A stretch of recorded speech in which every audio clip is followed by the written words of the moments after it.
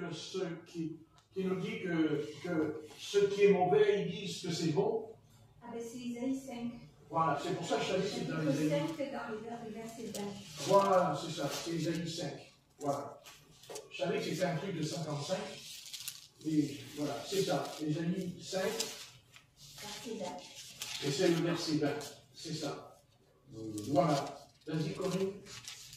Malheur à ceux qui appellent le mal bien et le bien mal, qui changent les ténèbres en lumière et la lumière en ténèbres, qui changent l'amertume en douceur et la douceur en amertume. Voilà. C'est exactement ça. C'est dans Ésaïe, chapitre 5 et verset 20. Donc c'est bien ça, c'est une corruption qui ne peut pas être plus haut. C'est celle-là.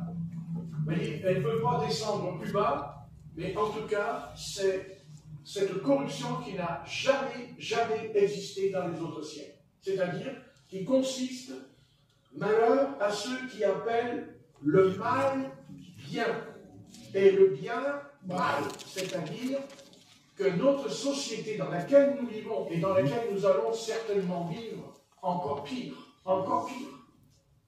car ce n'est que le début. Mais qu'est-ce que ça va être à la fin? Donc, c'est-à-dire que les valeurs morales sont... Tu veux un crayon, Nicolas? Dans les coussins. Ah, ben je l'ai mis pour toi. Il n'est pas derrière? Non. Donc, ça veut dire que les choses sont renversées. Ouais. Elles sont renversées. Avant, il y avait... C'est pas qu'il n'y avait pas la corruption dans les autres siècles, mais on ne renversait pas les choses. On disait, il y a la corruption, mais c'est mal. Vous voyez? On disait, c'est bien. On disait, c'est la lumière. On disait, c'est les ténèbres. Mais aujourd'hui, on a inversé les choses. C'est-à-dire, les ténèbres, c'est la lumière, et la lumière, c'est les ténèbres. Ah, c'est mal bien, et jamais, oui, jamais on a vécu ça. Jamais. Et plus nous avançons, plus nous allons, et c'est ça l'intelligence artificielle. Le but de l'intelligence artificielle, c'est exactement ça. C'est-à-dire ce sera, comment, le top de ce texte. Car c'est elle qui va carrément renverser tout en disant, non, de toute façon, tu pourras tuer, mais c'est pas grave. Et c'est ce qui se passe dans des centaines et dans des milliers de jeunes. Dans des milliers de jeunes. Parce que ce n'est pas trop les anciens qui font ça, c'est la jeunesse. Ce sont des jeunes de 10 ans même. Vous vous rendez compte? Et parce que les choses sont renversées. Vous voyez, les choses sont renversées.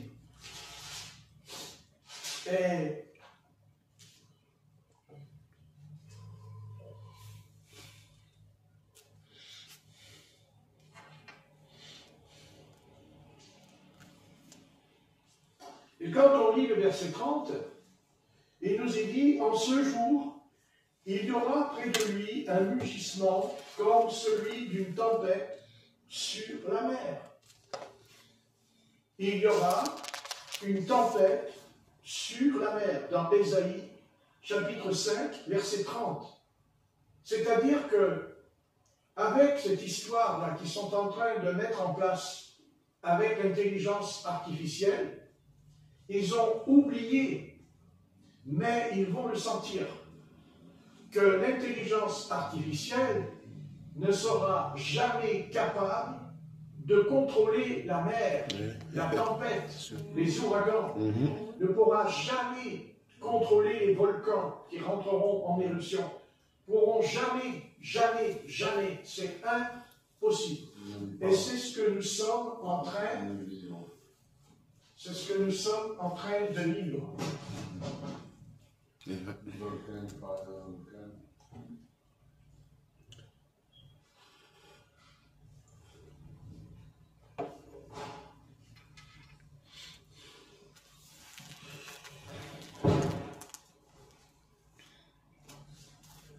En quelques minutes, je vais te donner les tirs rapidement, parce que tu l'envoies. Non, mais c'est mieux que tu n'aies pas les affaires. C'est mieux. C'est plus simple. Donc, on est tous d'accord sur ce sujet. Tout est renversé. Oui. Et cette histoire d'intelligence artificielle, il ne faut pas prendre ça à la légère. Ils vont mettre en place cette affaire parce que Dieu nous a créés et Dieu nous a donné l'intelligence. Et les mouvements dits de l'esprit, là, tout ce qui est des domaines spirituels, des dons et tout, ils ont cette faculté de nous dire « Ah oui, mais l'intelligence, ça ne sert à rien. C'est plus l'intelligence qui fonctionne, c'est l'Esprit de Dieu. » Ça, c'est pas vrai.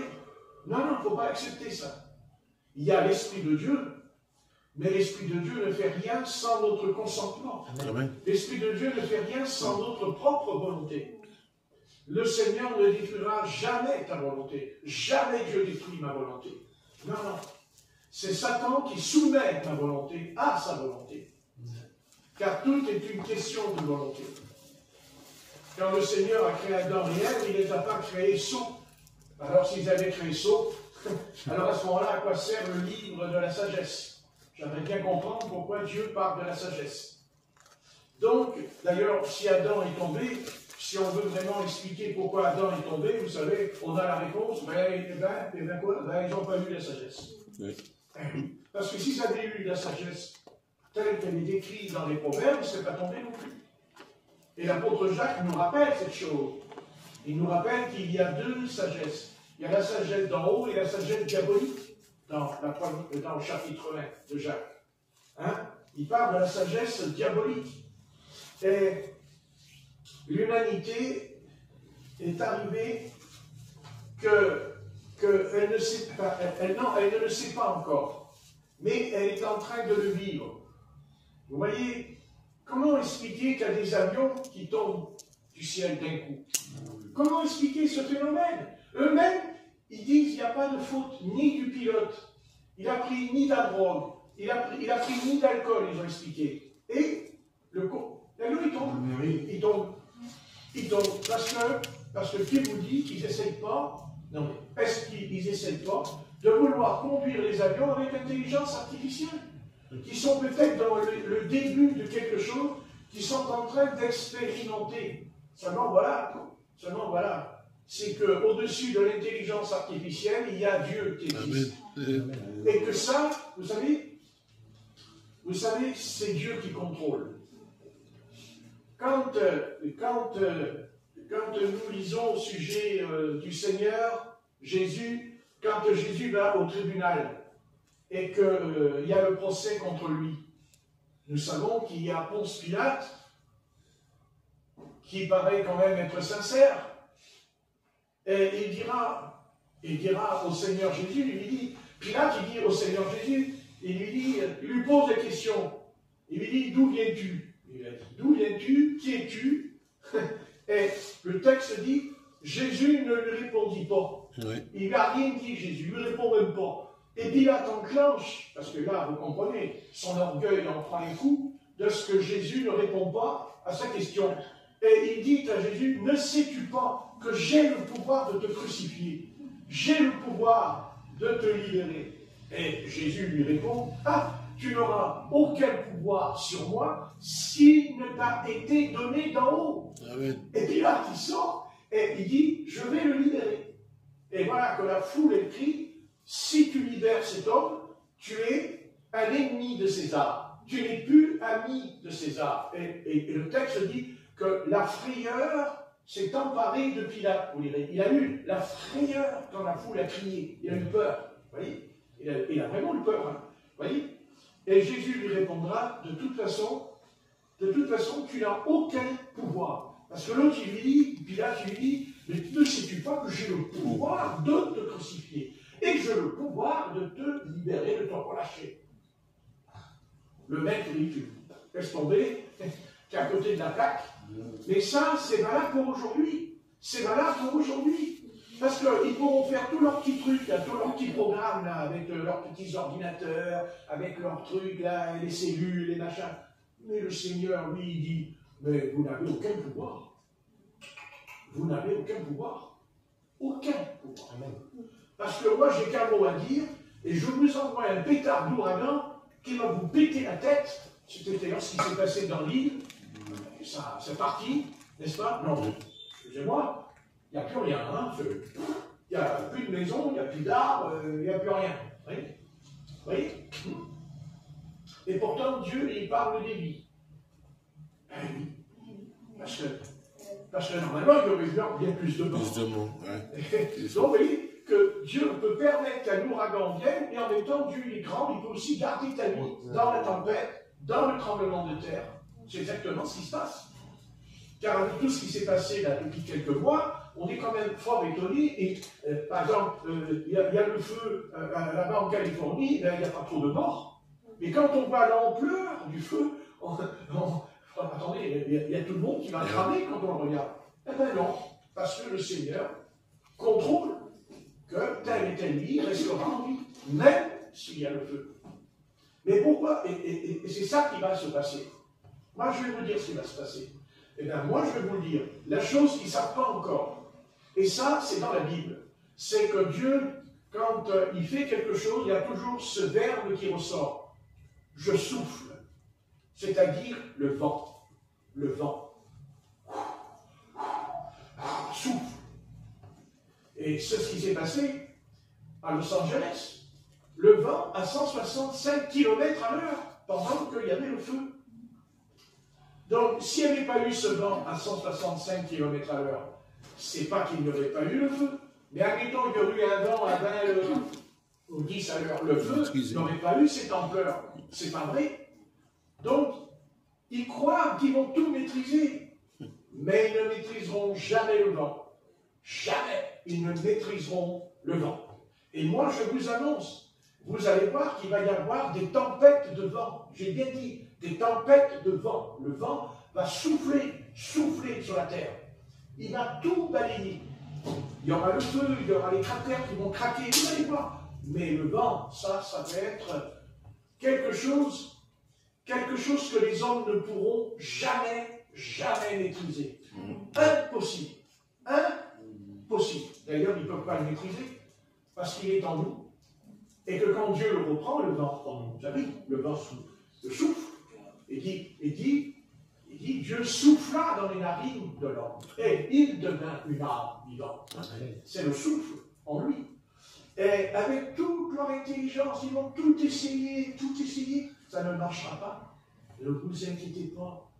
Ils vont se planter contre un mur parce qu'ils vont attirer sur eux des calamités d'une ampleur.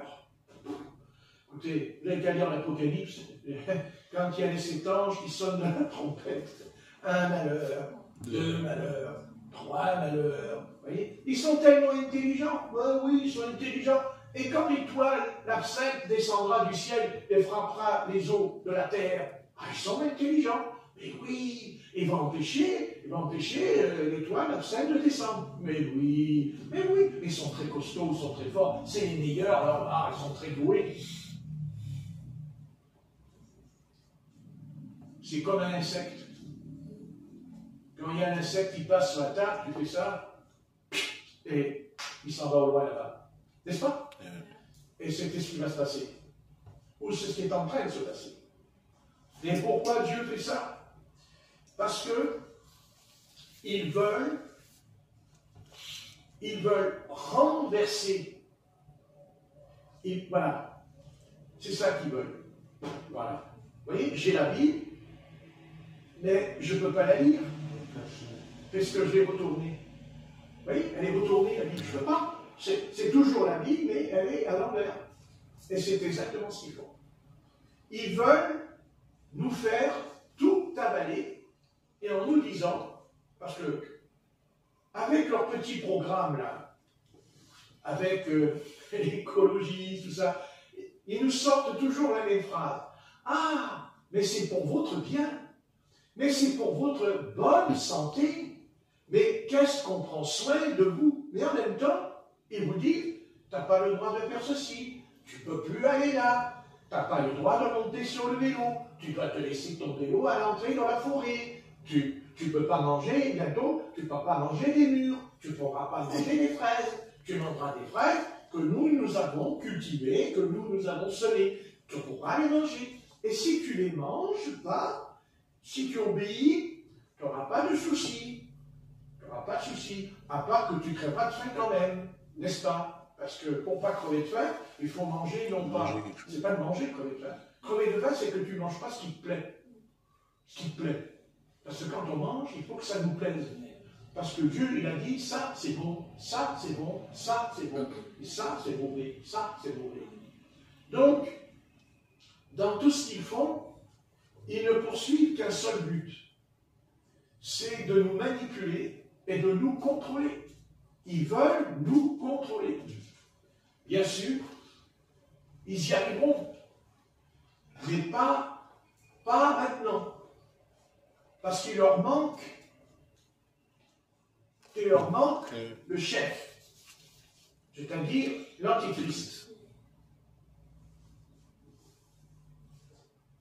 Pourquoi l'Antichrist? Pourquoi quand on parle de l'Antichrist, on a bien compris que c'est contre Christ? Bon, on est d'accord, c'est contre Christ. Mais le but de l'Antichrist, c'est une chose importante pour lui. L'action de l'Antichrist a commencé quand Jésus-Christ est venu sur la terre. Dès que Jésus-Christ est descendu sur la terre, tant qu'il n'a pas manifesté son ministère public, c'est-à-dire qu'il a commencé à l'âge de 30 ans, tout a été calme en Israël. Quand le Seigneur avait 12 ans, 13 ans, 14 ans, 15 ans, il ne nous a pas dit que les démons sont venus vers lui. Et les démons ne se manifestent pas, il n'y a pas de démons de chasser. Je ne parle pas de la maladie, je ne parle pas des guérisons, ça c'est un autre sujet pour moi. Moi ce qui va m'intéresser ce soir c'est les démons. Ce qui va m'intéresser c'est le royaume de Satan. Ce qui va m'intéresser c'est qu'est-ce que c'est cette histoire de l'intelligence artificielle. C'est ça qui m'intéresse. C'est de savoir qui se tient derrière toutes ces choses. Quelle est l'origine de cette intelligence soi-disant artificielle? Remarquez, je vais vous dire, hein, c'est sûr que l'homme qui n'est pas né de nouveau, de toute façon, il est artificiel et superficiel. Ça, il n'y a pas de doute. Ça, c'est certain. D'abord, l'homme qui n'est pas né de nouveau, je vais vous le dire tout de suite, hein, peut-être que ça ne va pas faire plaisir ce que je dis dans la caméra, mais l'homme qui n'est pas né de nouveau, c'est un idiot. Point à la ligne. Parce que les proverbes nous parlent de l'idiot. Il dit l'idiot, le sot, l'insensé. Et les proverbes nous parlent de celui qui est sage et intelligent. Heureusement qu'il y a des intelligents dans la Bible. Parce que s'il n'y avait que des sots, on serait embêté en lisant la Bible. Mais la Bible, elle parle qu'il y a aussi l'intelligence, mais l'intelligence qui est régénérée, qui est renouvelée. Évidemment, évidemment. Hein, excusez-moi, si vous mettez une plante dans votre jardin et que vous n'allez pas l'arroser, elle va mourir. Hein. Évidemment, elle va mourir. Et oui. Ah, mais il faut le bac G5 hein, pour comprendre ça. Ah oui, ah, tu as la plante, si tu ne l'arroses pas, elle va mourir. Tu vois, tu as le bac G5, parce que tu as compris. Tu vois, c'est vachement intelligent. Tu vois. Seulement, ce que le monde ne comprend, enfin, c'est pas qu'il ne comprend pas, c'est qu'il ignore ça, c'est à part. Attention, pas ceux qui pratiquent la magie, pas ceux qui pratiquent le spiritisme, pas ceux qui pratiquent la voyance. Eux, ils savent qu'il y a un monde parallèle, qu'on appelle le monde invisible. Ça, ils le savent. Je vous le dis. Seulement, eux, ils le servent, le monde invisible. Mais ils le servent du mauvais côté, pas du bon côté. Car il y a notre monde qui est matériel. On parle du monde physique, du monde matériel, le monde voilà, nous touchons, la Bible, la touchons, la Bible. Ça, c'est le monde physique. Seulement, quand Jésus-Christ est venu, dès que Jésus-Christ descend, eh bien, automatiquement, Satan, on va dire Satan, le diable, Satan. Mais Satan, dans les derniers jours, il porte quelque chose. Il y a une manifestation de lui qui n'a jamais existé, jamais, ni dans l'Ancien Testament, c'est l'Antéchrist. L'Antéchrist. Et l'Antéchrist a commencé à se manifester.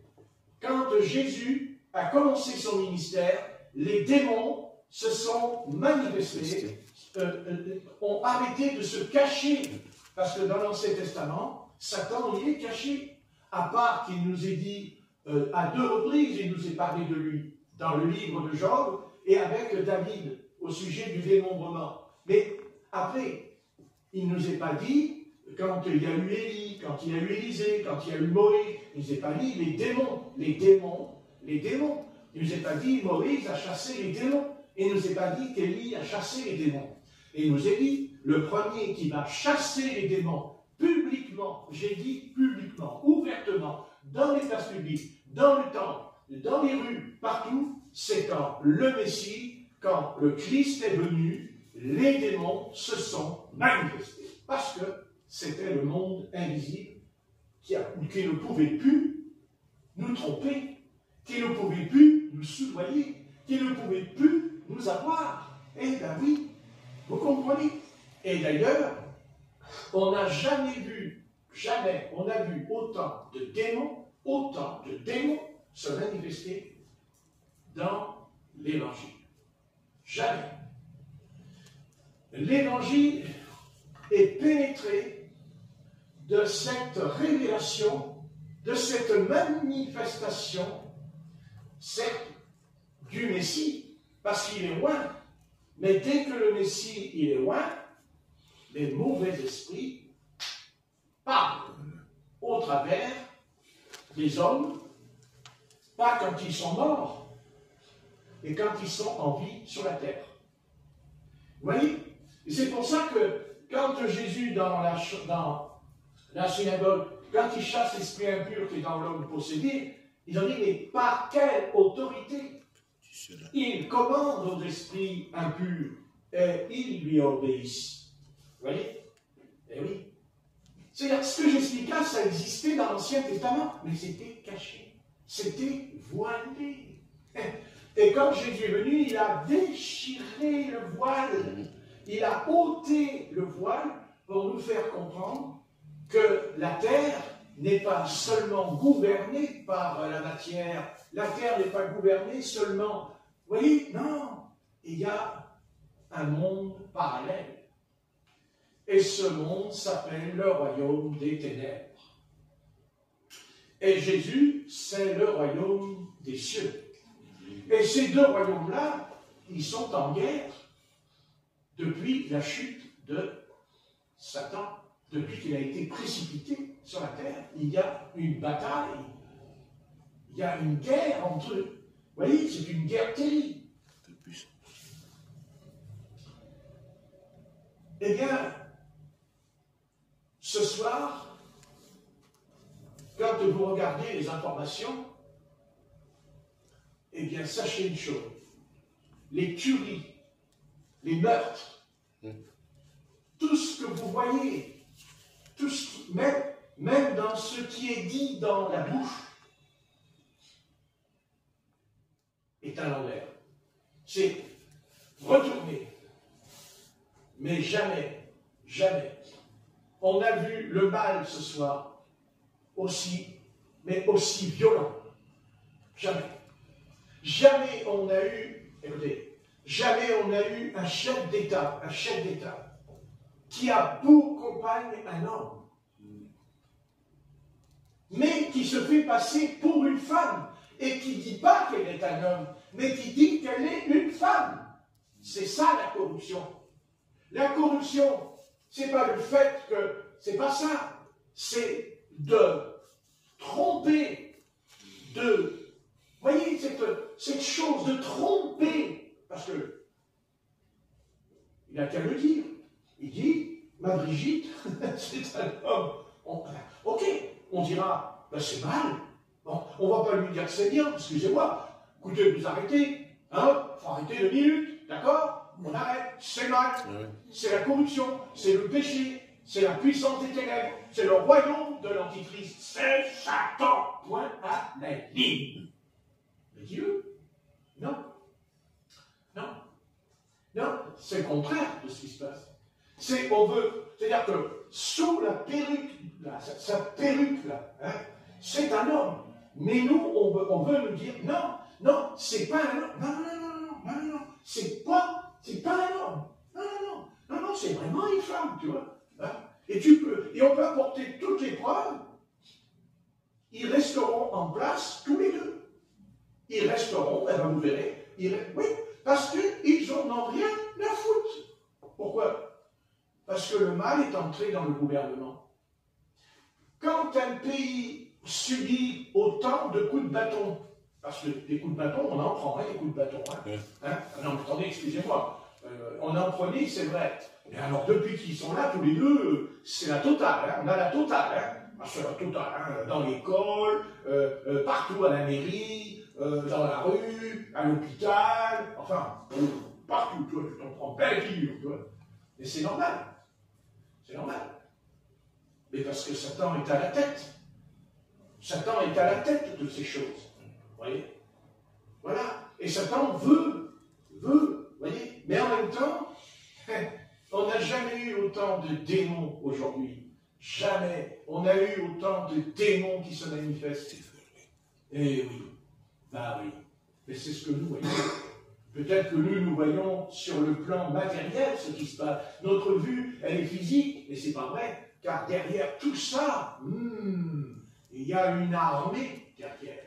Une armée démoniaque, diabolique. Ce sont les démons.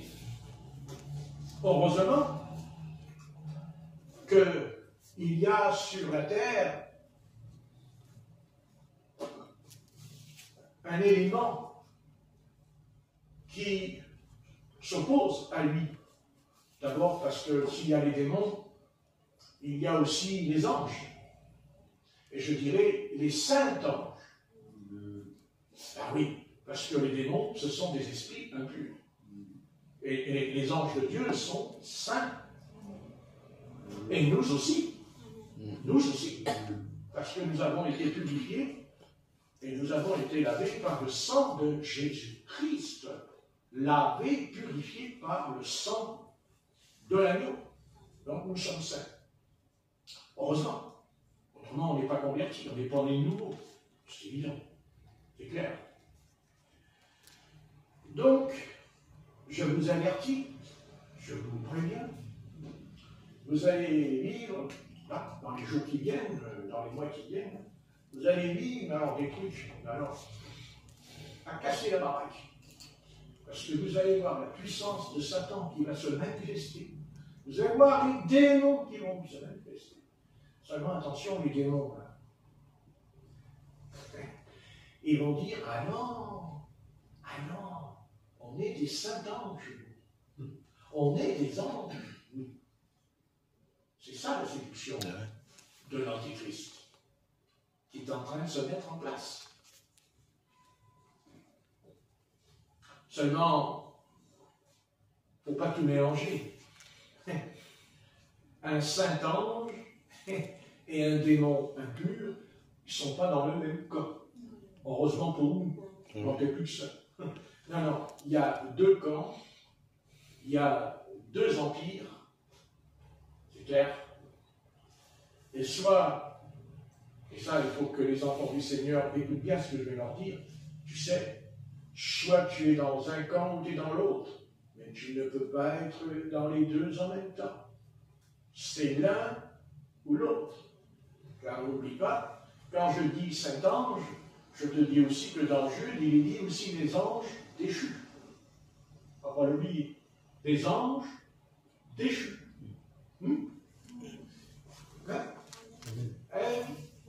Déchus. C'est-à-dire que pour les enfants du Seigneur qui ne marcheraient pas droit, ils sont du côté des anges déchus. C'est-à-dire déchus de la grâce. Je parle après avoir connu la grâce. C'est ce qui est écrit dans Hébreux 6, Hébreux 10. N'est-ce pas? Donc, nous allons vivre une des plus grandes manifestations sataniques qu'elle n'a jamais eu dans l'histoire. C'est que vous allez voir les démons, mais alors ils vont se déchirer. Alors ils vont se déchirer. Moi je déchire. Hein. Ah oui. Ah, ne vous attendez pas. Ne vous attendez pas à partir en mer avec un ciel tout bleu et les étoiles. Non, mes amis. Certainement pas. c'est terminer le petit jeu. Soit vous entrez dans la bataille, soit vous acceptez le combat, soit vous penchez du côté obscur, soit vous penchez du côté lumineux. C'est comme ça. Et il n'y a pas d'autre chemin. On ne peut pas être sur les deux chemins en même temps. D'abord, il n'y a pas trois chemins, il y a deux chemins. Le troisième chemin, c'est l'homme qui l'a fabriqué. Je parle des croyants. Je ne parle pas du monde. Oui. Ben oui, l'Église de Jésus-Christ a fabriqué un troisième chemin. Si. C'est certain. Mais ce n'est pas parce que les démons vont se déchaîner, comme ils se sont déchaînés au temps de Jésus, mais vous savez, ils se sont déchaînés même après le départ de Jésus dans le ciel. Parce que quand Jésus monte dans le ciel, la Bible nous dit quand même que dans le livre des Actes, les démons, ils en ont mis le paquet, hein, avec les apôtres. Non? Mais quel livre? Le livre des Actes. Et puis vous savez, vous pouvez toujours lire, hein? Intéressant, hein? Très intéressant. Même Philippe, hein, qui n'est pas un apôtre, qui était un diacre, qui est devenu un évangéliste, mais avant il n'était qu'un diacre, c'est tout. Hein? Et pourtant, quand il prêche le Christ, hein, il dit les ténèbres se manifestaient dans la réunion. Les ténèbres.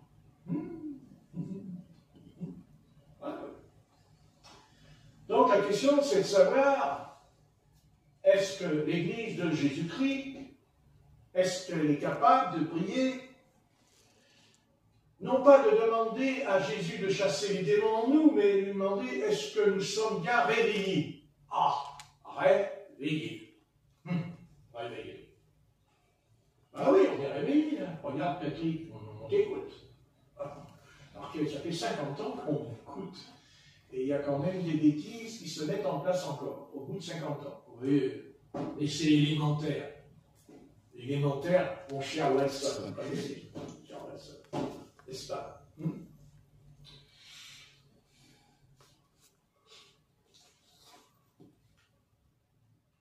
C'est pour ça que Satan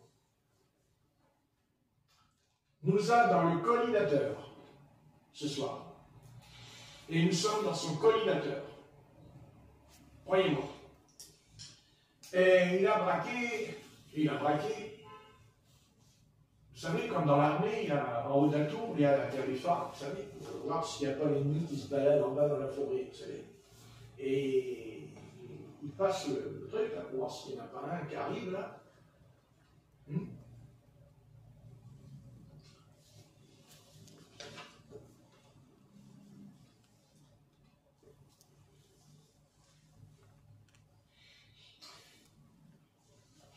Pour confirmer ce que je dis, c'est dans Apocalypse chapitre 11. Prenez Apocalypse chapitre 11 et nous allons voir. Alors là, ça va être le top des tops. Là, ça va être le top de la fin du top. Ça se trouve dans Apocalypse chapitre 11. Là, c'est... Alors là, nous avons la réponse du plan du Seigneur à la fin. Hein. Alors c'est la fin, là. Alors c'est la fin, mais alors la fin, disons, elle est intéressante. Hein. À la fin, elle est intéressante. Hein. C'est Apocalypse chapitre 11.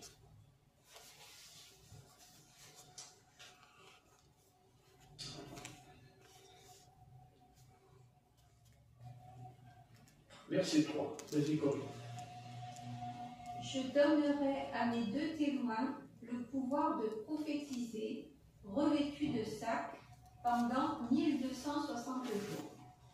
Ce sont les deux oliviers et les deux chandeliers qui se tiennent devant le Seigneur de la terre. Si quelqu'un veut leur faire du mal, du feu sort de leur bouche et dévore leurs ennemis. Et si quelqu'un veut leur faire du mal, il faut qu'il soit tué de cette manière. Ils ont le pouvoir de fermer le ciel, afin qu'il ne tombe point de pluie pendant les jours de leur prophétie. Et ils ont le pouvoir de changer les eaux en sang et de frapper la terre de toute espèce de plaie chaque fois qu'ils le voudront. Quand ils auront achevé leur témoignage, La bête qui monte de l'abîme leur fera la guerre, les vaincra et les tuera. Et leurs cadavres seront sur la place de la grande ville, qui est appelée dans un sens spirituel Sodome et Égypte, là même où leur Seigneur a été crucifié. Des hommes d'entre les peuples, les tribus, les langues et les nations verront leurs cadavres pendant 3 jours et demi, et ils ne permettront pas que leurs cadavres soient mis dans un sépulcre. Et à cause d'eux, les habitants de la terre se réjouiront et seront dans l'allégresse, et ils s'enverront des présents les uns aux autres, parce que ces 2 prophètes ont tourmenté les habitants de la terre. Après les 3 jours et demi, un esprit de vie venant de Dieu entra en eux, et ils se tinrent sur leurs pieds. Et une grande crainte s'empara de ceux qui les voyaient. Et ils entendirent du ciel une voix qui leur disait « Montez ici ». Et ils montèrent au ciel dans la nuée, et leurs ennemis les virent. À cette heure-là, il y eut un grand tremblement de terre, et la 10e partie de la ville tomba. 7000 hommes furent tués dans ce tremblement de terre, et les autres furent effrayés et donnèrent gloire au Dieu du ciel. Le second malheur est passé. Voici, le 3e malheur vient bientôt. Amen. Amen. Amen. Très bien. Donc, nous constatons, bien entendu, si on peut prendre la parole intelligemment, et ça, il faut quand même déjà, ça prend quand même des années pour comprendre ce que nous avons compris, que ça, si nous sommes l'épouse, on ne le verra pas. On ne le vivra pas. Alléluia. Puisque ce n'est pas possible, puisque là, ce qui se passe ne s'adresse pas à l'Église. Ce n'est plus l'Église qui est en train d'évangéliser la terre, là, ici. C'est les 144 000, n'est-ce pas? C'est-à-dire le peuple juif, le peuple d'Israël. Donc l'épouse, elle, normalement, si on veut croire, parce que vous savez, on n'est pas obligé de croire ce que dit l'apôtre Paul. On est libre de remettre en question cette prophétie, qui, bien sûr, elle est quand même costaud, la prophétie, parce que nous dire on ne mourra pas tous, bon, remarquez, ça ne veut pas dire qu'on n'ira pas à l'hôpital, hein. Mais peut-être que dans l'hôpital, on montera dans les nuées. N'est-ce pas? Amen. Amen. Mais ça ne changera rien. De toute façon, vous savez, il y a une chose qu'il faut retenir dans la Bible. C'est que Jésus sur la croix a son sujet. Car il était dit beaucoup de choses de lui quand il est venu. Mais à chaque fois que les choses se mettent en place, il dit, il est écrit de lui. Il est écrit de lui. Il s'accomplit ce qui est écrit dans Jérémie, dans les psaumes. Donc, c'est bien ce que je disais tout à l'heure. Comme le Seigneur dit à Pilate, tu n'as aucun pouvoir.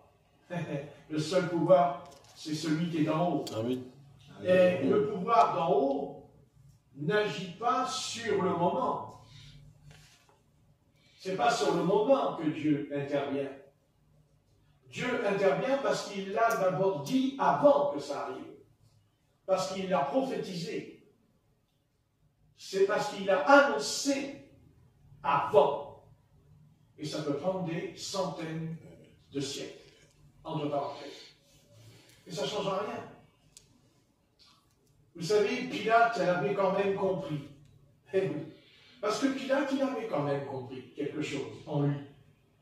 Quand il a dit Jésus, roi des Juifs, les pharisiens ont dit non, tu n'écris pas ça. Tu n'écris pas ça.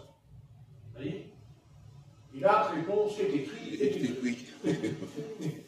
Non, mais vous voyez que malgré en tant que païen, ce qui est écrit est écrit. Ah bien. Donc, moi, à mon avis, il a comme eu, enfin, je pense que Pilate, il a eu vent quand même au sujet de ce Jésus de Nazareth, là, de cet homme, parce qu'il a dit, voici l'homme. Non, mais, voici l'homme. Donc, je pense que quand même, il était un peu, je pense, beaucoup plus qu'on le croit au courant, qu'il était écrit qu'un jour viendrait un Messie en Israël. Je pense que ça, c'est obligé qu'il le savait. Qu'un jour viendrait un roi, il le savait. Et il a bien compris, non, parce qu'il a bien compris, il a compris que c'était écrit, bien sûr. Bien sûr, bien sûr, bien sûr, bien sûr. Vous voyez, on ne souligne pas assez souvent au sujet du Seigneur quand il dit il s'accomplit ce qui est écrit de lui. Il y a un événement, on n'en parle pas beaucoup, mais et pourtant, il est très important, parce que c'était le dernier acte, en fait, qui a été mis dans l'Écriture. C'est sa tunique. Sa tunique. Qui était cousue sans couture. Sans couture. Il dit carrément sans rien. C'est une seule pièce. Voilà. Et quand même, il est écrit qu'il se partageait la tunique en 4. Non, c'est intéressant, ça. Vous voyez. Et là, c'est curieux. Jésus de Nazareth, charpentier, c'est charpentier, hein, c'est charpentier. Il est là, marqué charpentier, la croix, le bois, ça ensemble. Donc, il est sur la croix, vous voyez, et en bas, les soldats tirent au sort, et c'est écrit qu'ils tiraient au sort. Oui.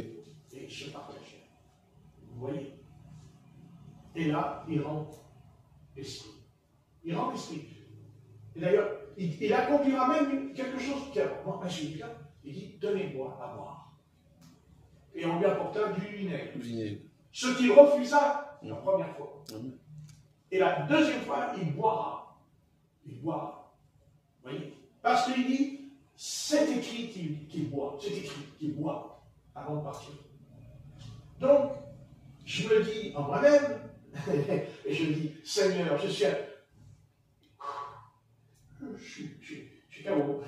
Mais en même temps, je me dis, mais si c'est accompli pour sa clinique, ça veut dire que quand l'apôtre Paul nous a dit, nous ne mourrons pas tous, mais nous serons enlevés, c'est exactement la même chose. C'est pareil, ça s'accomplira. Ça s'accomplira. Oui, c'est tout. Ils peuvent faire tout ce qu'ils veulent. Ça s'accomplira quand même. Amen. C'est comme ça. Donc il y aura un enlèvement. Et je sais qu'il y aura un enlèvement, pourquoi? Parce que là, il y a un enlèvement dans le passage que vous voulez lire, il y a un enlèvement. Là, il y a un enlèvement. Attendez. À partir du verset 11.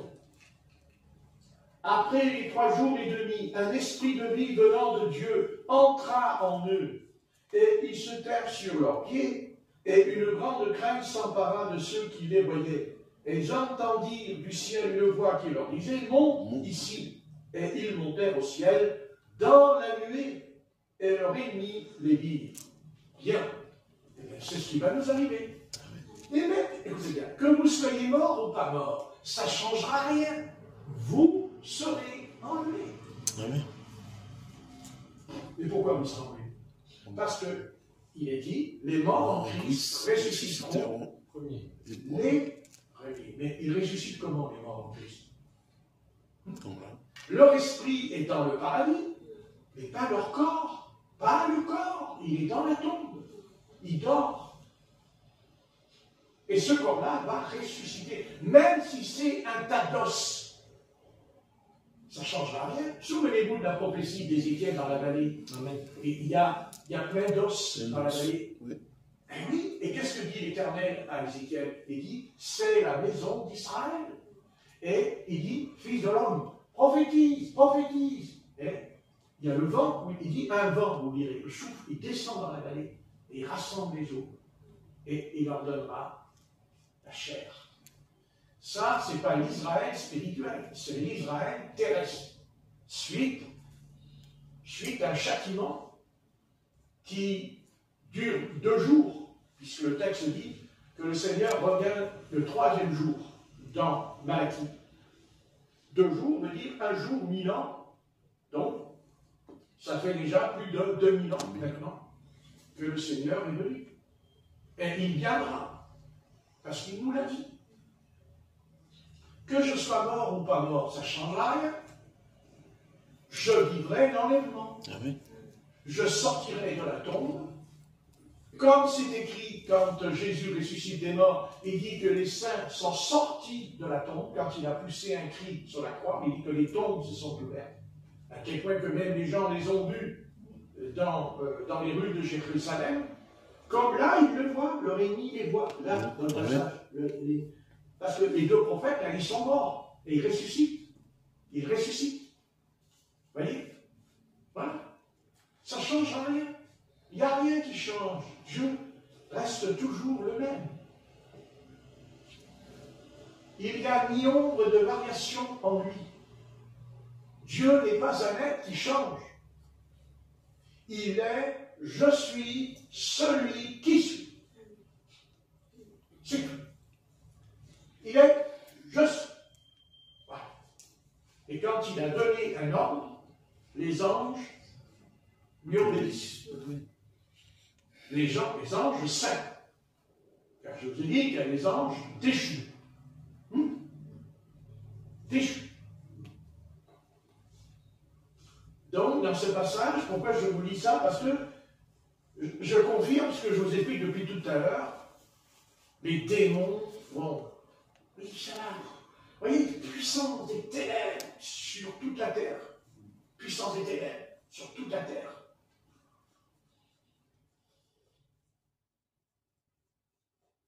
Vous voyez, même après l'enlèvement de l'Église, dans les nuées, à la rencontre de l'époux, pour aller aux noces de l'agneau, eh bien, vous voyez l'humanité, elle s'enfonce encore un peu plus dans le mal. Regardez, l'évangélisation, parce que là, c'est de l'évangélisation qui se fait au travers des deux prophètes. Oui.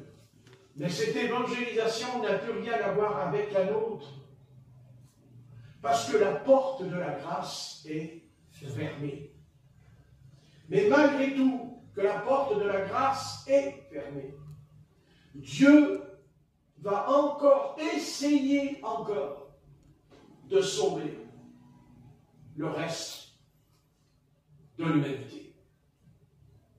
Et ce reste-là ne veut rien entendre. Ils ne veulent pas venir vers le Seigneur. Ils ne veulent pas. Vous avez qu'à lire, ils ne veulent pas.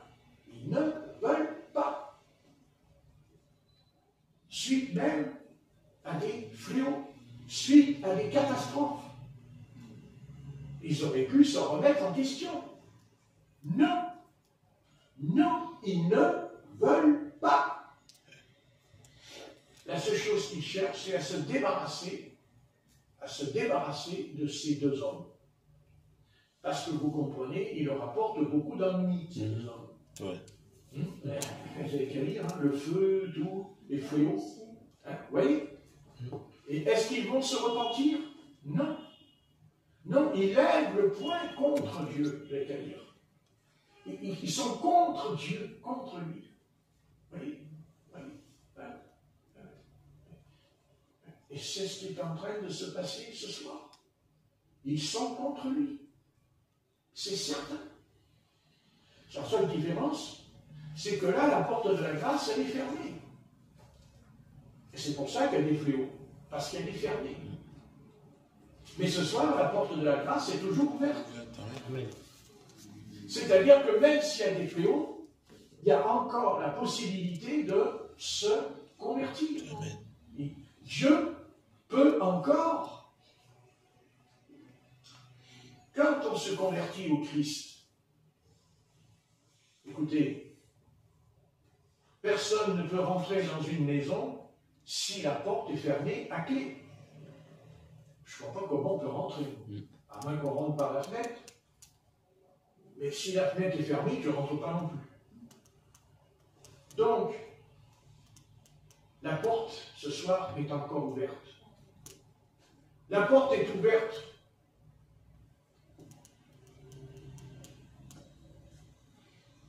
Mais elle va se fermer. La porte. Elle va se fermer.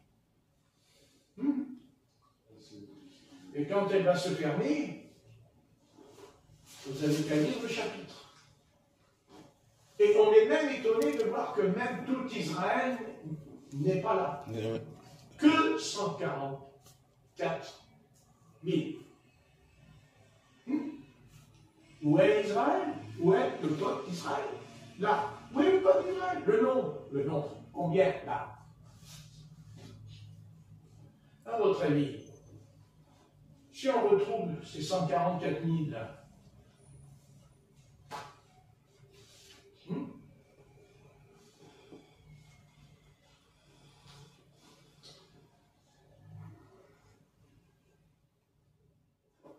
pour nous, si la promesse est authentique, car la grande question qui est posée ici, c'est dans la prophétie, c'est que quand on lit au verset 1, on me donna un roseau semblable à une verge en disant, lève-toi et mesure le temple de Dieu, l'autel et ceux qui adorent, mais le parvis extérieur du temple, laisse-le de côté et ne le mesure pas car il a été donné aux nations et elles le fouleront aux pieds, la vie sainte, pendant 42 mois. Donc ça veut dire qu'ils vont donc reconstruire le temple et ils vont le mettre. Là, on ne peut plus douter. On ne peut plus dire qu'il n'y aura pas le temple qui va être remis. Ils vont construire le temple. Ils vont remettre le temple. Car ça, cette prophétie concerne la prophétie en rapport avec l'Antéchrist. Car son règne dure 7 ans. Et là, le passage nous dit, je donnerai à mes 2 témoins le pouvoir, verset 3, de prophétiser revêtus de sac pendant 1260 jours. Ça fait 3 ans et demi. On est bien d'accord, ça fait 3 ans et demi. Donc les premiers 3 ans et demi, l'Antichrist signera un traité de paix avec Israël, mais le temple sera reconstruit. Par contre, ils n'auront pas le droit, les nations n'auront pas le droit d'entrer dans le temple, car c'est écrit,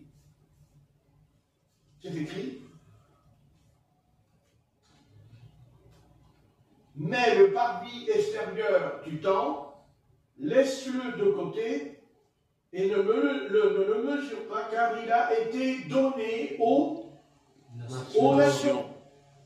Le parvis a été donné aux nations. L'extérieur a été donné aux nations. Donc c'est là que la prophétie de l'apôtre Paul intervient au sujet de l'Antéchrist qui dit qu'il rentrera dans le temple et s'assoira et se proclamera lui-même Dieu. Vous voyez? Donc il va franchir, c'est-à-dire qu'il va entrer dans le temple. Lui, pas les nations, lui, il rentre dedans. Et c'est là que rentrera en jeu les 144 000. Car ces 144 000, ils ont été choisis. Attention, ils croient en Jésus-Christ, eux-là. Ce n'est pas les Juifs, Ancien Testament, là. Ils sont convertis à Jésus-Christ. Ils ont reconnu le Messie. Là, les 144 000. Parce que c'est les 2 prophètes qui vont les amener à Yeshua. Parce que le peuple juif n'acceptera pas Yeshua par nous. Non. Il faut que ce soit des juifs dans le sens, on va dire les Hébreux, de chez eux d'Abraham. Et il nous est dit qu'il n'y en aura que 144 000. Et c'est les 2 prophètes, là, les 2 fils de lui, les 2 rois, qui amèneront ces 144 000 à Yeshua. C'est eux. Mais nous ne le verrons pas. Nous, on ne doit pas le voir. parce qu'on est enlevé avant. Parce que la porte de la grâce est fermée à ce moment-là. La porte de la grâce, elle est fermée. C'est-à-dire, elle est fermée aux nations. L'évangélisation ne concerne plus les nations, bien qu'elles verront la gloire de Dieu au travers des deux prophètes. Mais il dit qu'ils s'envoyèrent des cadeaux et tout. Vous voyez, ils étaient méchants. Vous avez vu tout ça? Vous voyez, c'est méchant tout. Vous voyez? C'est ce que je veux dire. Donc, je veux simplement faire ressortir ici qu'on est toujours confronté au mal. Qu'il y a le mal puissant, les ténèbres, les démons, vous voyez, même qu'il y ait les deux prophètes puissants qui vont venir, ça ne changera rien. Le cœur des habitants de la terre, dans ce moment-là, ils seront pires que maintenant. Pires que maintenant. Mais s'ils sont pires là, c'est parce qu'avant eux, on en a préparé le chemin. On a préparé le terrain. On a préparé le terrain. Et ce terrain, nous sommes en train de le préparer. Pas nous, et le monde. Le monde prépare le chemin de l'Antichrist. Le monde crée toute situation permettant qu'il vienne. Mais ce qu'ils ne savent pas, c'est que c'est lui qui se tient derrière. C'est-à-dire que c'est lui qui produit toutes ces catastrophes, tous ces cataclysmes. C'est lui qui le fait. Afin que, quand il se présentera et dira, mais maintenant, je vais vous sauver. Je vais vous sauver. Car je suis le prophète. Je suis ce prophète. Bien sûr, il aura besoin de la bête. Bien sûr qu'il aura besoin de la bête. Mais la bête, ce n'est pas l'Amérique, ce n'est pas la Chine. Ce n'est pas les Arabes. C'est l'Europe. La bête. C'est l'Europe. C'est l'Empire romain ancien. C'est le 4e empire de la statue de Nebuchadnezzar. Alors vous savez, ils peuvent faire tout ce qu'ils veulent là. Même le président américain, il peut faire tout son truc là.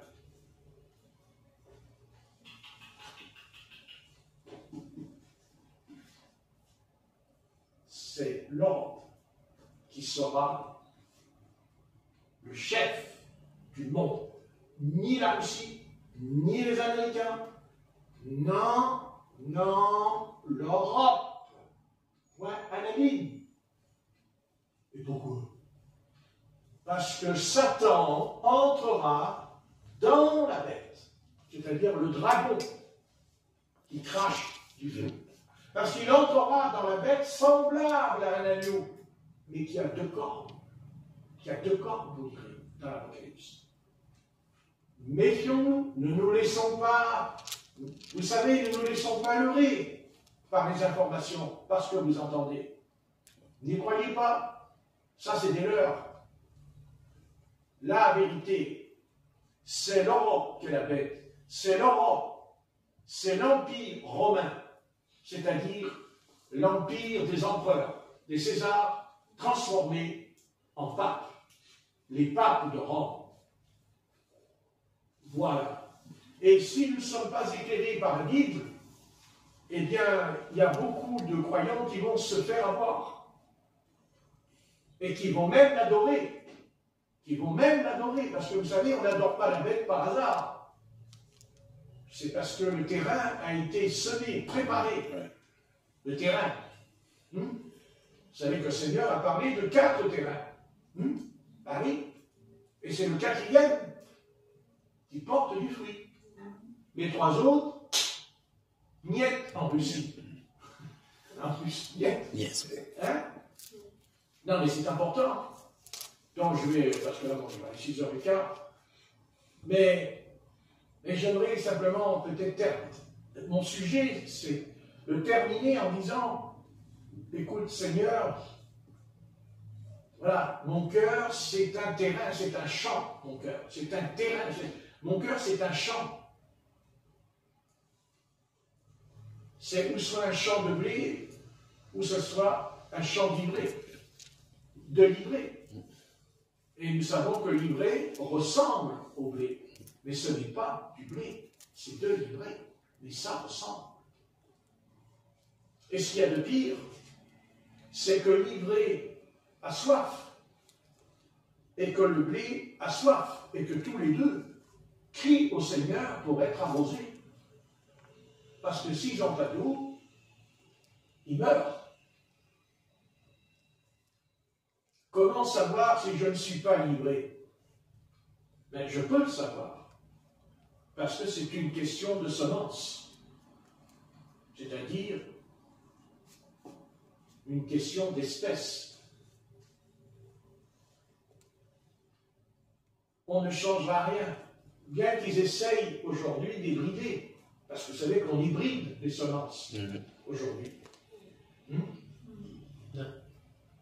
Oui, mais on tombe malade. Quand on en mange, on tombe malade. C'est certain. Parce qu'il y a un mélange. Un mélange entre les ténèbres et la lumière. Donc, l'ivraie, ça va vous étonner, mais l'ivraie, c'est aussi l'Église. Ah oui. Parce que Jésus a dit que les deux semences poussent ensemble et que même il nous est interdit d'arracher le beurre, d'arracher le blé en même temps. Oui. Parce que l'ivraie, ce n'est pas le monde comme on le croit. C'est une partie de l'Église qui ne marche pas avec le Seigneur à 100%. Une question de semence, on en revient toujours à la semence, vous savez, dans la Genèse. Tout au commencement. Tout est au commencement. C'est pour ça qu'il dit, tu n'as pas permis que ton sein voie la corruption. Mais ça veut dire par là que Jésus était la semence prédestinée de la parole. La parole, la Bible. La semence, elle est en forme de lettre, elle est en forme d'écriture. Ça, c'est comme une graine, c'est une semence. À chaque fois que nous la lisons, elle produit en nous un résultat en nous. C'est certain.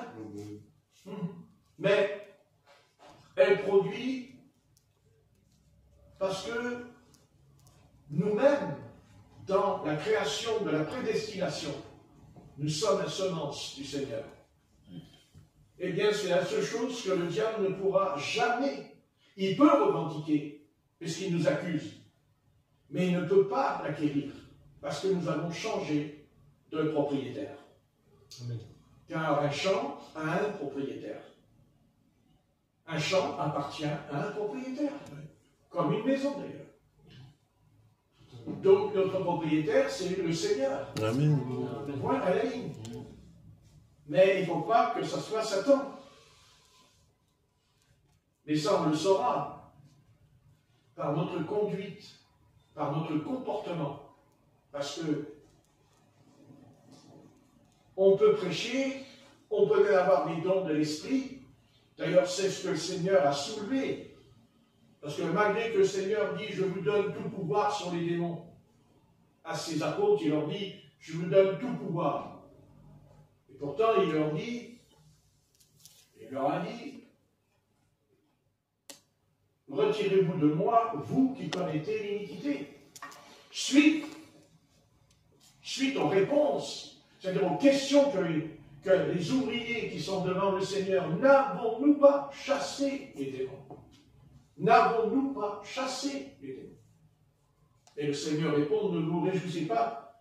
Dans Luc, il dit, ne vous réjouissez pas que les démons vous sont soumis, mais que votre nom soit écrit dans le livre de vie. Vous voyez? Ça ne veut pas dire qu'il ne faut pas les chasser. Parce qu'il y a beaucoup de prédicateurs qui se servent de ce passage pour trouver une excuse, pour pas qu'on a pu chasser les démons à cause de ce passage. Mais, pas du tout. Pas du tout.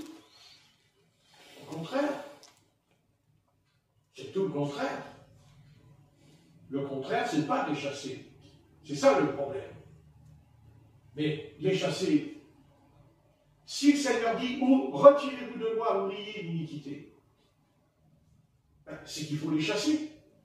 Pourquoi voulez-vous que le Seigneur ait dit « retirez-vous de moi, ouvriers d'iniquité » quand ils ont dit au Seigneur « n'avons-nous pas chassé les démons ?» Donc le Seigneur ne reproche pas qu'ils aient chassé les démons. Mais il en fait comprendre quelque chose. Qu'après avoir chassé les démons, ils sont perdus. Mais à ce moment-là, le Seigneur leur fait comprendre qu'il aurait mieux valu ne pas les chasser pour ne pas être perdus pour eux. Ça aurait été mieux qu'ils ne les chassent pas, justement. Parce qu'ils sont condamnés. Parce que justement, ils les chassent. Et qu'il aurait mieux valu pour eux de ne pas les chasser. C'est-à-dire qu'ils auraient dû s'examiner avant de chasser les démons. Et on comprend mieux pourquoi aujourd'hui le Saint-Esprit ne chasse plus les démons dans l'Église, parce qu'il y a beaucoup de choses en nous qui ne sont pas claires en nous. Donc, d'un côté, c'est vrai, c'est une défaite qu'on ne les chasse pas. Mais d'un autre côté, c'est aussi une des plus grandes planches de salut pour l'Église de ne pas les chasser. Parce que peut-être qu'il n'y aurait personne de sauvé si on les chassait. Puisque nous ne sommes pas dans l'état que le Seigneur veut. C'est-à-dire saint. Saint. Comme les saints anges. On ne peut pas être saint comme un saint ange. Évidemment, on n'est pas des anges. Mais on est quand même des élus. Il est quand même écrit, mis à part pour le service. Il est écrit de se sanctifier. Voilà. De se sanctifier. Pourquoi il y a une partie des anges qui sont tombés dans le péché? Parce qu'ils ne se sont pas sanctifiés.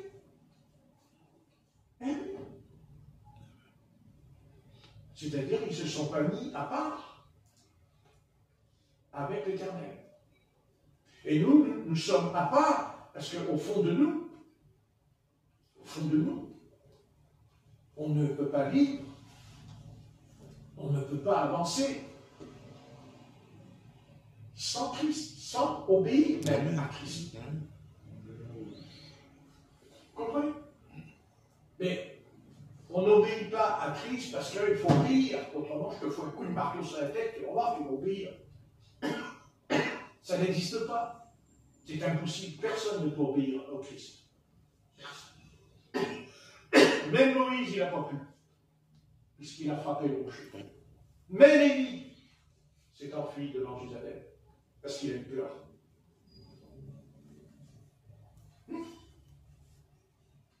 Tu ne peux pas. Mais en Christ, tu peux.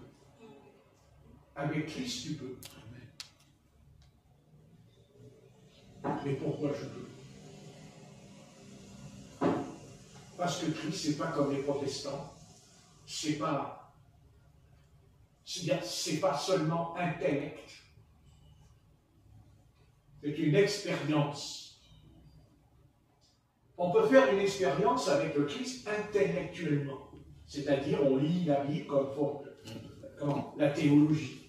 Tu dis la théologie, c'est comme les philosophes. Les philosophes, quand ils parlent, ils ont leur philosophie.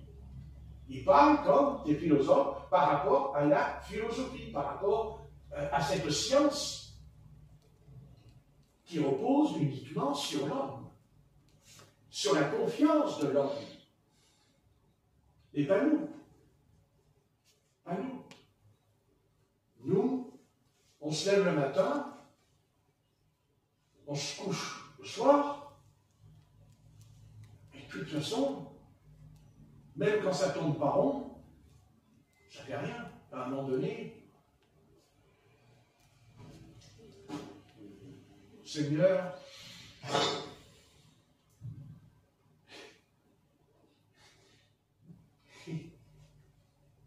misérable que je suis. C'est pas ça? Amen. Amen. Mais qui me délivrera de ce corps mortel?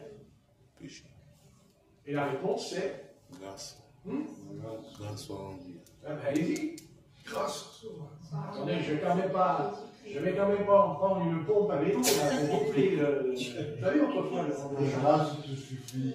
Non, grâce à Dieu, par Jésus-Christ. Car tout est possible à celui qui croit. Amen. Voilà.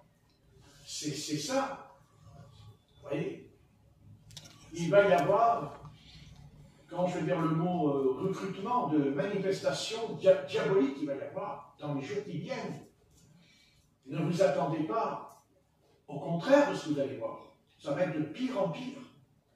De pire en pire. C'est comme une tache d'huile, vous savez, quand vous mettez de l'huile là par terre, vous savez, de la voiture, elle continue par terre, elle continue. Elle peut aller au loin même. Ah oui. Eh oui. C'est ça qui est en train de se mettre en place.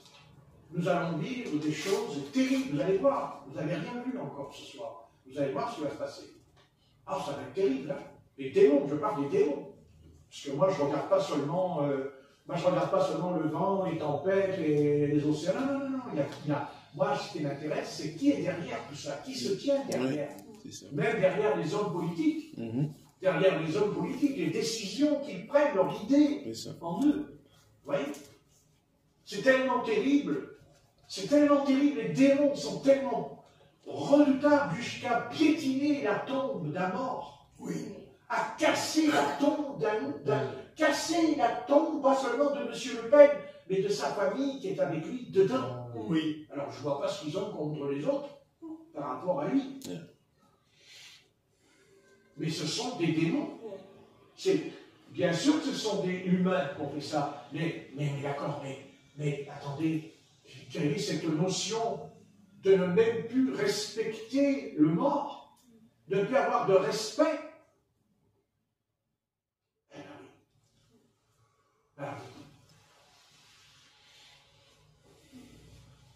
L'Éternel lui-même, a veillé que cette chose n'arrive pas, car elle aurait eu lieu, ça c'est certain, mais Dieu n'a pas voulu. Expliquer pourquoi Hitler n'a pas de tombe. Pourquoi Adolf Hitler n'a pas de tombe. Ah oui, mais vous n'avez jamais vu la vidéo, ça? Vous n'avez jamais remarqué ça? Hitler n'a pas de tombe. Ah non, il n'a pas de tombe. Hitler, on ne sait pas où il est. On ne sait pas, il n'a pas de tombe. Eh oui. Étonnant, on a retrouvé ses os, on a retrouvé son dentier, mais il n'y a pas un lieu de repos pour lui. Et Dieu n'a pas voulu. Parce que je crois qu'ils auraient, chaque année, ils auraient été cacher la tombe. Ou ils auraient fait un culte. Ou un culte. Ça, c'est intéressant. Ou un culte, peut-être, à savoir. Ça, c'est vrai. L'adoration. Vous voyez ce que je veux dire? Voilà. Et peut-être qu'on va les attraper. Et qui vous dit que ce n'est pas des jeunes qui ont fait ça? Et si c'était des jeunes de 10 ans qui ont fait ça? Admettons qu'on les attrape, ils ont 10 ans. Qu'est-ce qu'on va dire? Qu'est-ce qu'on va dire? On va les mettre en prison? À 10 ans, ils n'iront pas en prison. Ils n'iront pas. Vous voyez? Jamais on a vu ça. Jamais. Vous avez vu ça, vous? Jamais moi j'ai vu ça.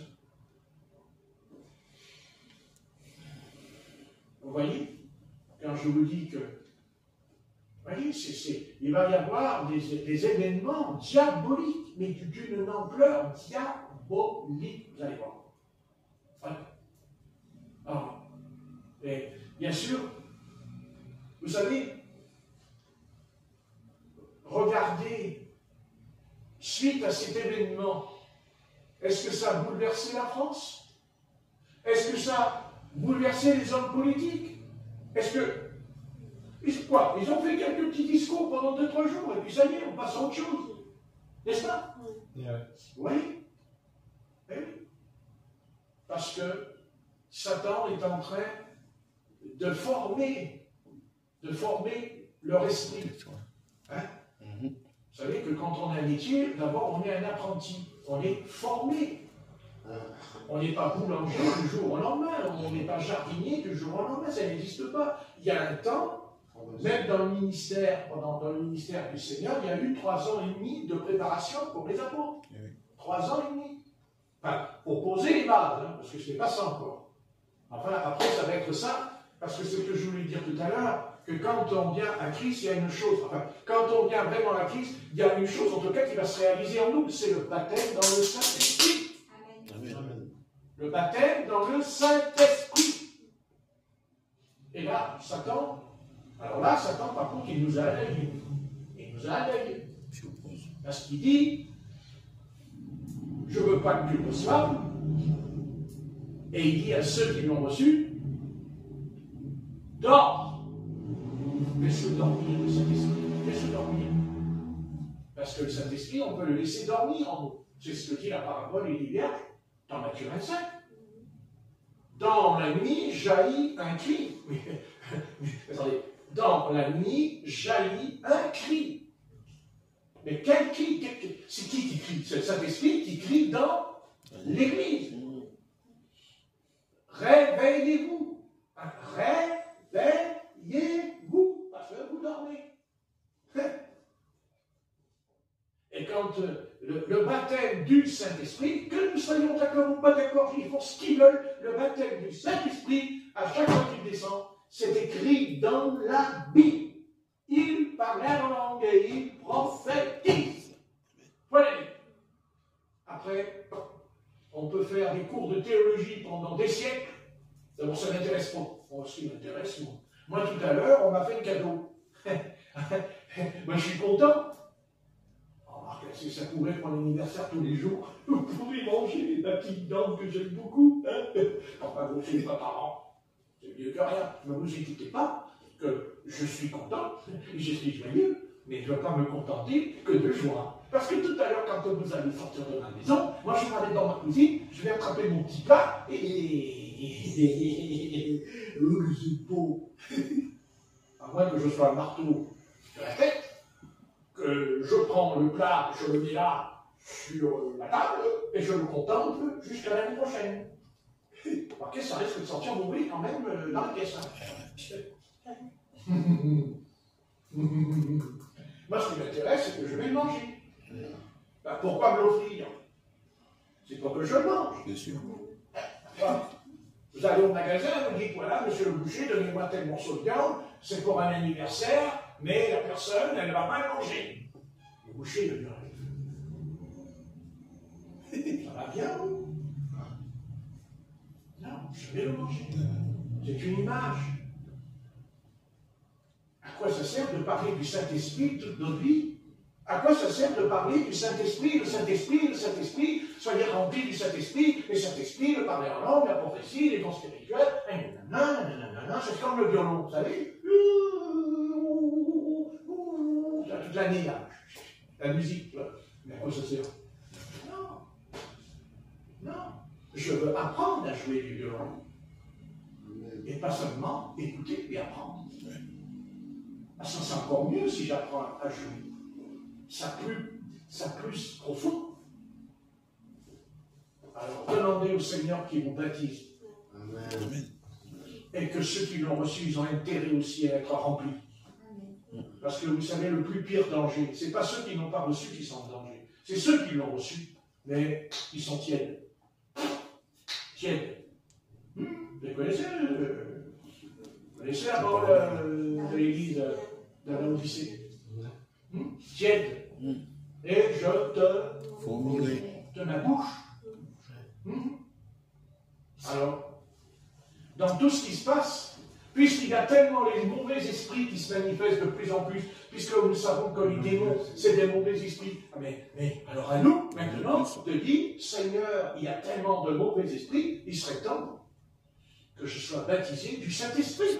Car qui peut combattre les mauvais esprits si ce n'est qu'un esprit? Amen. Notre esprit ne peut pas combattre les démons. Par contre, notre esprit peut demander à Dieu en priant. Car Dieu est esprit. Amen. Et Dieu habite dans notre esprit. Le corps est une enveloppe du Saint-Esprit. Mais le Saint-Esprit n'entre pas dans ma chair. Les prédicateurs qui vous disent que Dieu a oint ta chair, c'est faux. Ce n'est pas vrai. Le Saint-Esprit, quand il ne descend pas dans la chair. Il n'entre pas dans la chair. Non, parce que le jour où le Saint-Esprit rentre dans la chair, vous voulez écouter quelque chose, vous ne serez plus malade. Ah, c'est juste ou pas? Et vous serez plus malade alors. Ça, c'est certain. Ce n'est pas le cas. Non. Ah, par contre, il rentre dans votre esprit. C'est-à-dire, louer l'Éternel, adorer l'Éternel en esprit et en vérité. Amen. Amen. Vous voyez, c'est ça. Donc, priez. Et plus votre esprit sera fort, bien sûr que si votre esprit est fort, eh bien, cette énergie va être communiquée dans vos os, dans votre corps. Parce qu'il y a la communication. C'est comme je bois et l'eau, elle descend dans le tube, là. Elle va, vous voyez, après, elle va dans les reins. Voilà. Nous sommes un canal. Un canal, c'est tout. Mais la puissance, c'est Jésus-Christ, c'est le Saint-Esprit qui descend dans le canal. Maintenant, si le canal si dans le canal, il y a quelque chose qui bouge, c'est comme un artère où il y aurait à l'intérieur, comme on dit, un caillou, un rocher. Ah oui, mais le sang ne coule plus. Oui. Et là, qu'est-ce qui se passe? Bouge. Eh bien, on ne peut plus respirer, ou alors on s'évanouit, on tombe par terre et on perd connaissance. Et on peut même mourir. AVC.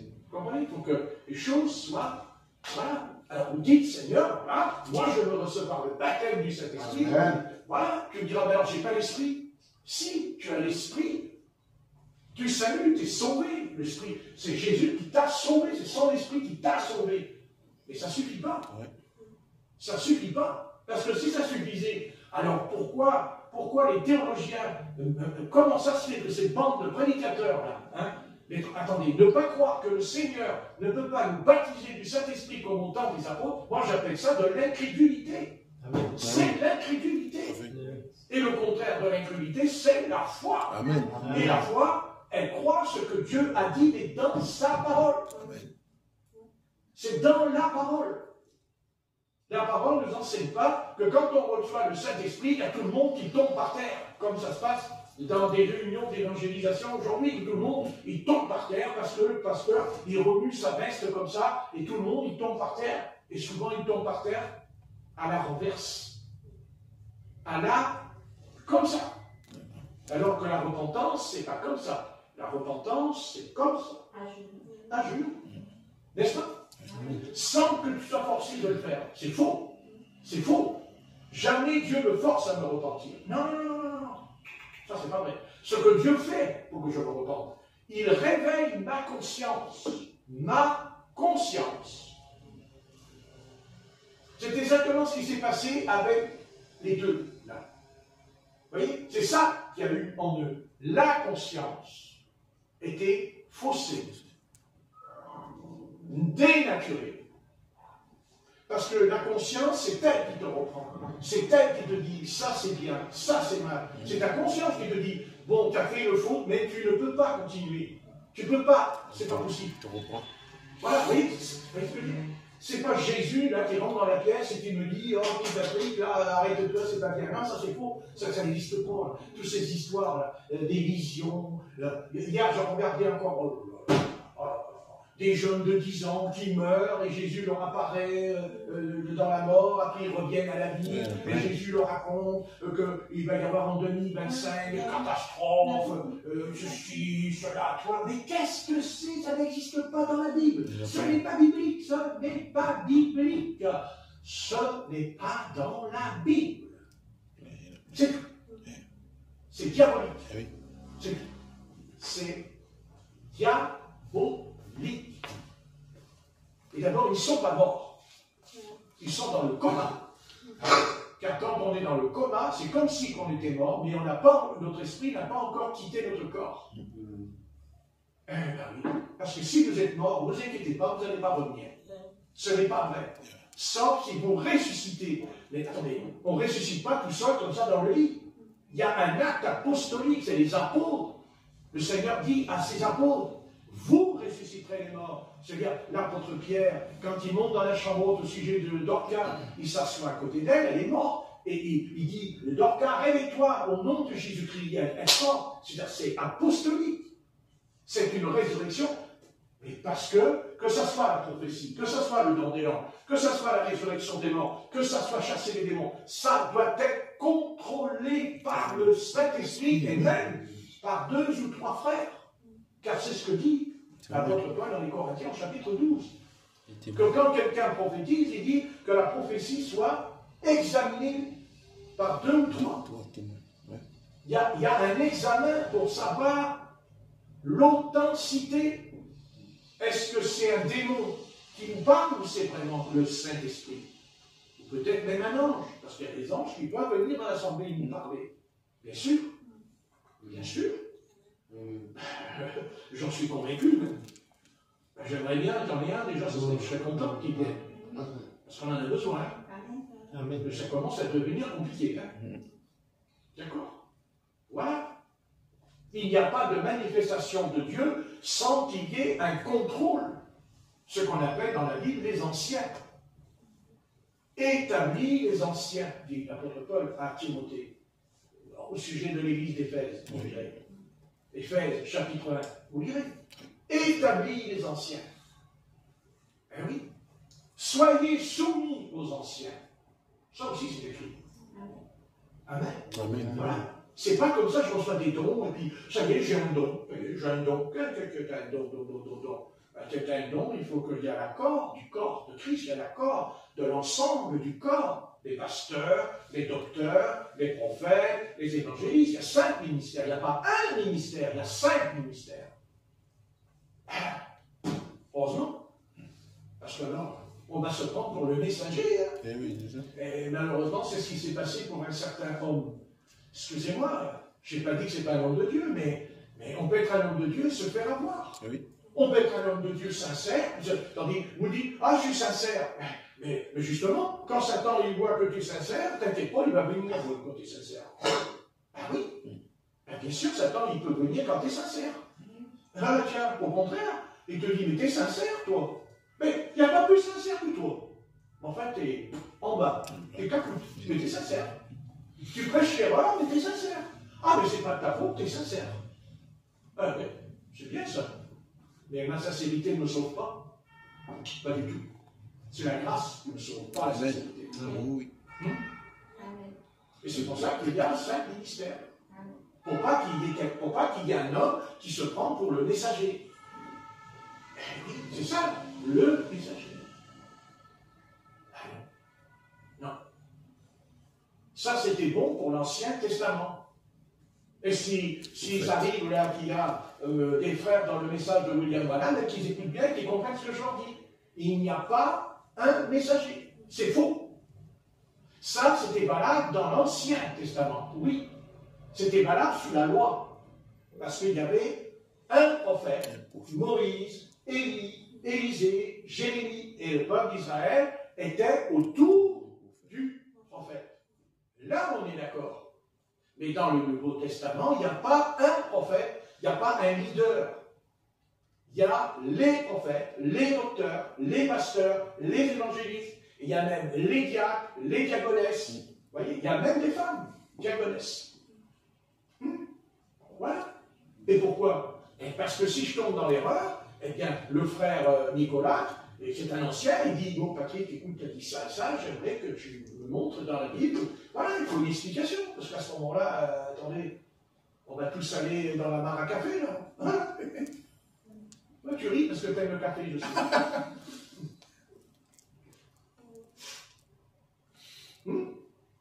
Non, il faut qu'ils arrêtent avec ça. C'est faux, et ils sont dans l'erreur. Je ne parle pas du reste, je parle qu'il n'y a pas un messager particulier, ça c'est faux. Voilà, ça c'est pas vrai. L'histoire qu'il est Élie ou le 7e ange, ça c'est faux. Oui.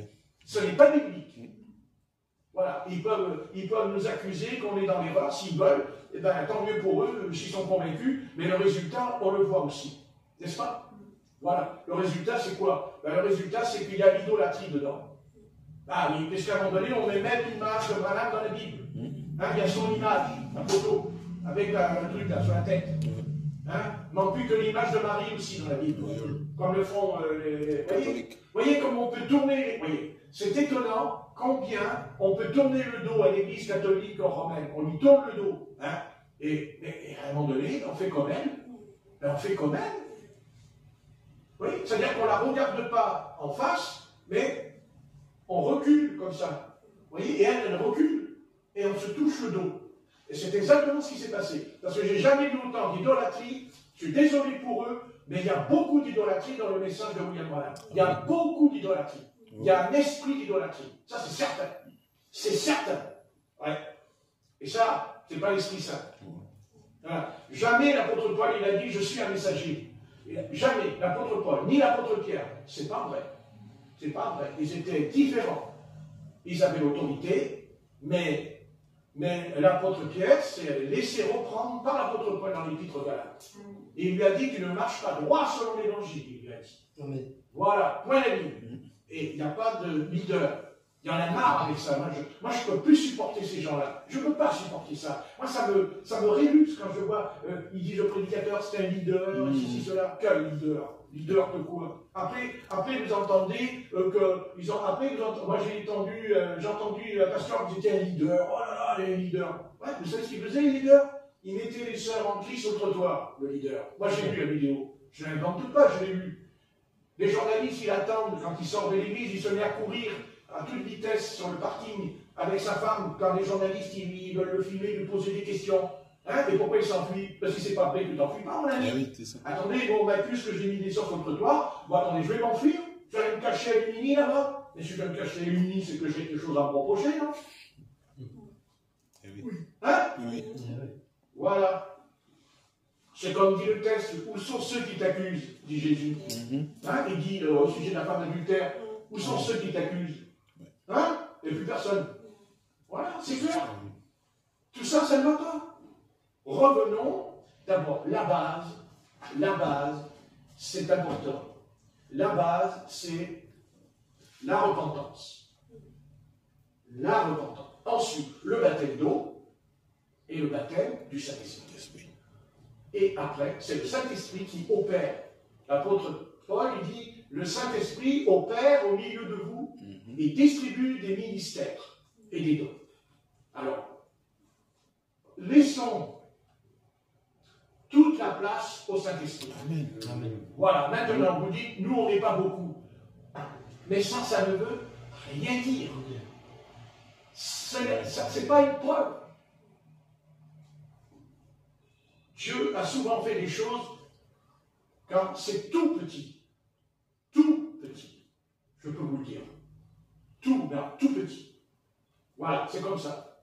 Moi, j'ai jamais vu un gland de chêne qui est un chêne comme ça, d'un coup. C'est un gland, et dans le gland, il y a un chêne. Et après, quand le chêne il a grandi, les oiseaux du ciel viennent nicher dans l'arbre pour prendre du repos et être à l'ombre. D'accord? Alors, on ne sait pas ce qui se passera. Nous, on est fidèles, on persévère, on va jusqu'au bout parce que nous sommes convaincus que ce livre est la vérité. Amen. Ce n'est pas notre vérité, c'est la vérité biblique. Et nous sommes bibliques. Amen. Voilà. Et quand on boit le matin, on boit biblique. Amen. Si on vous pose la question, et qu'on vous dit quelle boisson vous buvez, vous dites nous buvons biblique. On dit qu'est-ce que c'est ça? La Bible. La Bible. Voilà. Et si vous en buvez un petit verre tous les matins, vous allez être en forme. Amen. Non? Oui. Et si vous n'êtes pas en forme, eh bien vous en buvez un deuxième et un troisième. Et là, vous allez péter les gars. C'est-à-dire la joie. Amen. Parce que la force de Dieu, c'est la joie. Amen. Car n'oubliez pas que quand on n'est pas joyeux dans le Seigneur, soit c'est qu'on a fait quelque chose qui n'a pas plu au Seigneur. Mais si on est joyeux, croyez-moi, vous savez, la joie, c'est comme un médicament. Hein. Ça guérit. Hein. Ça guérit psychiquement, mais ça guérit là aussi. Hein. C'est la joie. La joie. Il a dit, La Bible dit, mon esprit est abattu au-dedans de moi, hein, et tous mes os souffrent. Vous voyez? Alors, ne nous laissons pas abattre par l'adversaire. Voilà. Si on est en règle et qu'on marche avec le Seigneur, on n'a pas à accepter le diable qui vient nous trifouiller le cerveau et nous dire, voilà, t'es rempli de tristesse et tout. Non, non, non, non. C'est comme notre frère. C'est pareil, c'est vrai qu'on n'est pas, ça nous fait de la peine qu'il n'est pas là, mais on ne va pas se laisser marteler par l'ennemi, hein, et qu'après on va pleurer toute la nuit dans le lit, et demain matin, ça ne va pas aller. Hein. Non. Voilà, c'est pas comme ça que ça fonctionne. Voilà, on est joyeux. Amen. Amen. Voilà, on est toujours joyeux. Amen. Voilà, alors c'est vrai que si quelqu'un nous quitte, il dit, bien sûr, votre Paul il dit, joyeux, soyez triste, mais c'est pas la tristesse selon le monde. Ça n'a rien à voir. Parce que si un frère s'en va et nous quitte, et qu'on est devant la tombe, en train de chialer comme des mômes, et qu'après on passe sa vie à dire, le Christ il est vainqueur, le Christ il est vivant, on va aller au paradis. Ah oui, ben alors à ce moment-là, alors, quand tu es devant les faits, c'est le contraire. Il faudrait savoir, tu es convaincu ou tu n'es pas convaincu. Voilà, si un frère ou une sœur s'en va dans le ciel, je suis désolé, moi je prends mon cantique, je chante. Amen. Amen. Amen, je chante. Attendez, parce que je vous dis, le plus joyeux, c'est lui. Hein. Devant moi. Hein. Parce que lui, tranquille. Nous, pas beaucoup tranquille. Hein? C'est vrai. Hein? Allez, on arrête.